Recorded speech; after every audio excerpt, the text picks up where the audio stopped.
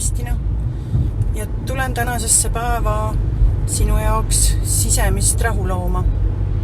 Vähemalt proovin aidata ühe sammu sulle ära teha, et sa saaksid rohkem iseendast sisemist rahu luua.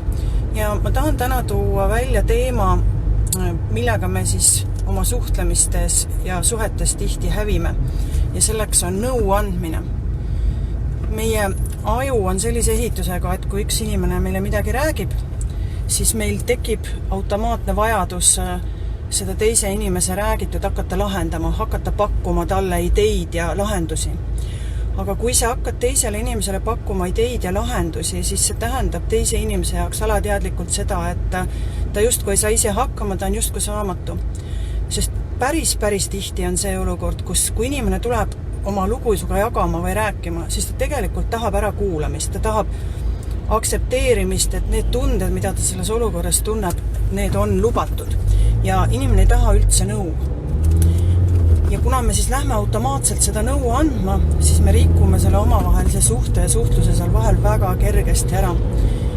Ja kuna meil on ise ennast üpris raske märgata, aga teisi me märkame, siis ma kutsuksin sind järgmise sammuna üles märkama seda, kui sa kellegile midagi jagad ja see teine inimene hakkab sulle nõu andma, kuidas sa seda lahendama pead. Ja märka ka seda, kas sa tegelikult küsisid tema käest lahendust, kas sa palusid. Okei on täiesti öeldagi, et ma tahan teada, kuidas sina lahendaksid, aga kuni ei ole sinu käest palutud abi lahendust otsida, senikaua sa ei peaks seda tegema. Parim, mida sa saad nende inimeste jaoks teha, on peegeldagi tagasi tema tundeid, mida ta siis jagab oma jutus. Et jah, ma kujutan ette, et see võib olla sulle raske või ma saan aru, et sa tunned ennast kurvalt. Mis iganes need tunded on, see on parim, mida sa saad teha. Et hoida seda ühendust ja mitte lõhkuda suhteid. Ja see ei käi ainult siis paarisuhete kohta, see käib sõprussuhete kohta, see käib töösuhete kohta. Kus iganes, mis iganes sa sellist asja teed.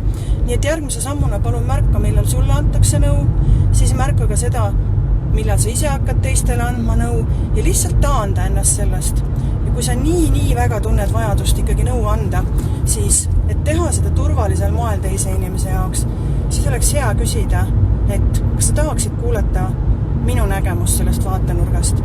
Ja lisaga sinna juurde see, et kui see oleks minu lugu või minu olukord, siis mina lahendaksin seda nii ja nii. Sel juhul sa jääd väga turvaliseks teise inimese jaoks, sa ei tee teda teadlikult ega alateadlikult maha, ei pane tema jagatud kuidagi sellise küsimärgi alla, et ta ei oleks saanud hakkama. Ja kui sa oled seda kogenud, märganud ühe korra, 2 korda, mitu korda, siis sa saad hakata ka aina rohkem ja rohkem ennast tagasi hoidma. Ja ma loodan, et kui sa lõpetad ära lahenduste pakkumise, siis sinu suhted saavad olema tegelikult palju tervemad ja tugevamad. Nii et häid suhteid sulle!